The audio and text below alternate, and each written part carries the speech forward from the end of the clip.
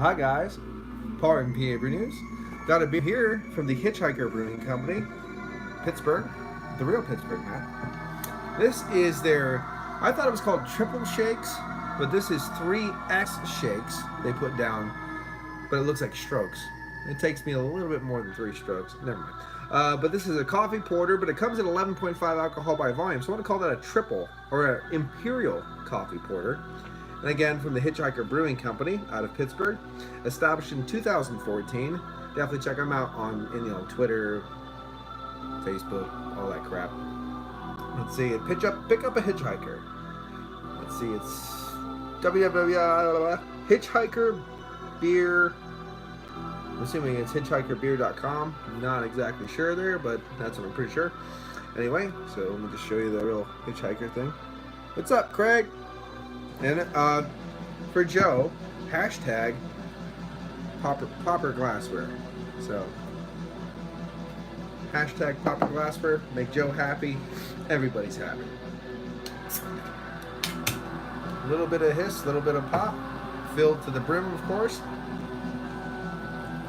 This has a little bit of age on it, but I really wouldn't think that would cause too much of an issue, being that there's a little age on it. So here we go.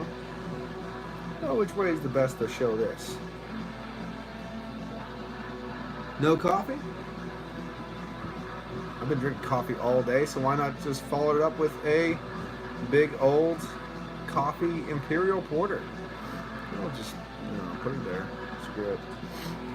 It doesn't really matter, but there is a big head on this. So poured aggressively, and the head followed suit. So I can't complain about that, because pouring out of a crowler, it's pretty aggressive at first. But the head's sticking around, very pillowy, creamy head, a lot of tight, compact bubbles there, rocky on top, of course. Up to the light, which I forgot to turn my other big brighter light on, so whatever, fuck it. But up to the light, ruby hues dancing through the pinnacle of the glass, absolutely. Let's get some aroma. Let's get some nocturnal mortal lunar poetry. I figured, why not I just put the vinyls right here so you can see it? Oh.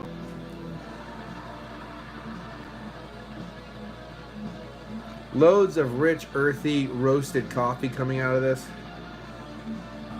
Absolutely chock full of nut. Hint of vanilla, milk chocolate, baker's chocolate. Loads of roasted coffee. Brown bread. Roasty, toasty. Toasted grains coming out in robust quantities. Alcohol legs sticking. A little bit of lacing for me too on the glass as well. Let's get any sippy dippy. Cheers.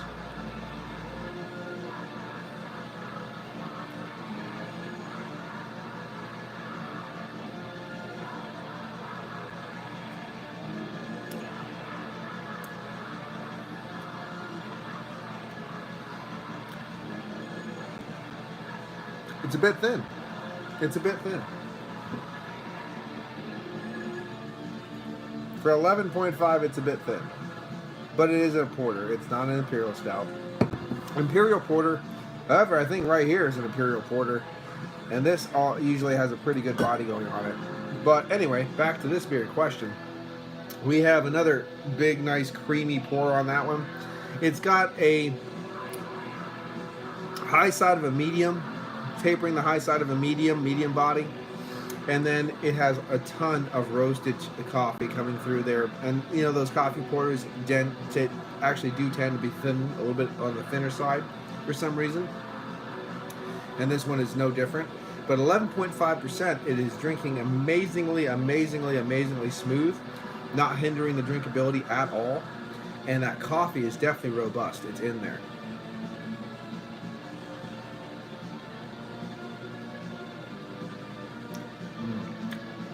Again, brown bread, roasty, toasty notes following suit, nutty, earthy coffee, a bit of milk chocolate, baker's chocolate kind of playing around there.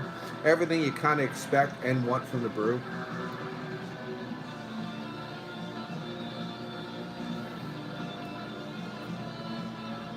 This would definitely be good. I think this would be great in bottle form, especially sitting on one and seeing what happens after a while. 11.5, it's going to get savory. It's going to get dark fruity. You can't stop that from happening. Yo, Earth, what's up, brother? Yeah, you're definitely going to form some dark fruit from the 11.5% alcohol by volume, which will just make it even more drinkable and more savory with the years to come. So definitely, I don't know if they ever decide to bottle this stuff. I don't know if they only do cans. They might only do cans, but still, a can would keep quite nicely. And, you know, a couple aged, I'd like to see this aged just to see what would happen. It's extremely drinkable. 11.5 is completely undetectable. Excuse me, there is carbonation. And it's not stopping the drinkability. Again, I'll say that. Yeah.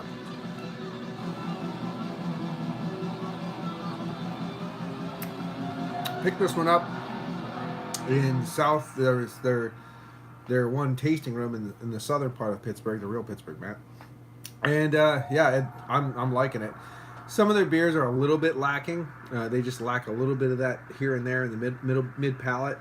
Their Urban Evidence was pretty good, and I don't know, the jelly, the hole punch jelly donut was just hit or miss, I guess. You know, it depends on who's drinking it. But this one is really good. I had their trying to think about what I had. Urban Evidence, jelly hole punch. I had this and Bane of Existence, I think it was. That lacked in the middle too. I mean, just some of their beers are really nice, but they're okay. I mean, they're lacking that middle bit to try to, because they're all hazy. You know, they're all trying to be that haze bomb kind of a deal. But this one I like. I knew I would. I just expected it to, like, I'm going to enjoy this, and I am enjoying it. It's it could be a little bit bolder, a little bit bigger. I think, obviously, I always want a little bit bolder, a little bit bigger, but it's not an Imperial Stout. So it's doing everything it's supposed to be doing. Especially because, like I said, when you start doing coffee additions and stuff into beers, I notice they do just thin out a little bit. There's a couple different things that you can do to a beer that thins it out. You know, and obviously this Imperial Porter probably always isn't coffee. Usually they probably have a different variant. This one's coffee, thins it out. Put it in a barrel, thins it out. There's a couple things. It just happens. But it's not a bad drinking experience. Maybe even adds to the drinkability, being a little bit thinner. You know, in that medium, high medium body. It just adds to that drinkability. And that 11.5 is still, like, amazingly hidden. That's stupidly hidden. It tastes like you're drinking like a 6 or 7% beer. So 11.5, as Guy says, very dangerous beer.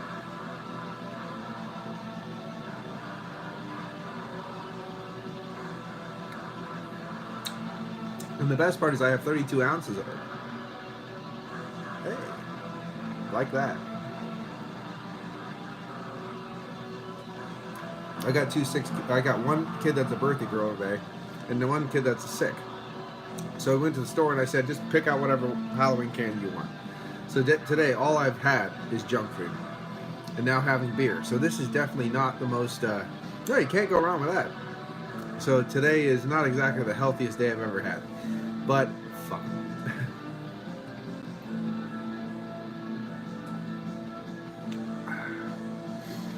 Yeah.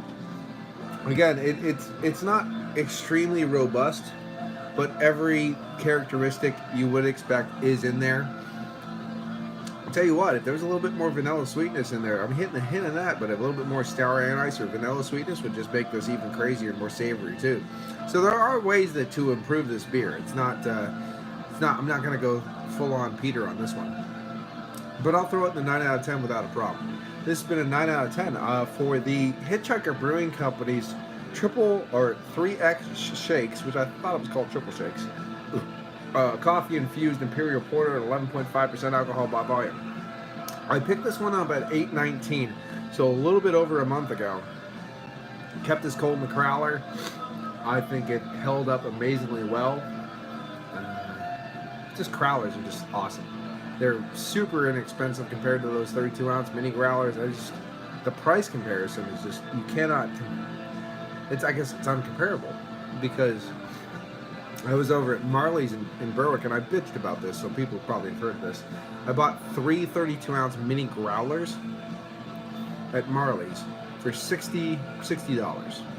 So then I drove over to Berwick, who makes superior beer, and I got 9 crowlers for $81. how do you justify the comparison of price for that? I just blows me away. Absolutely. Now I bought 3. Just sir, if you go to the Hitchhiker Brewing Company and check it out, bought 3 of these for $30. So $10 a crowler for double. I mean, they're basically both DIPAs, and this is a triple.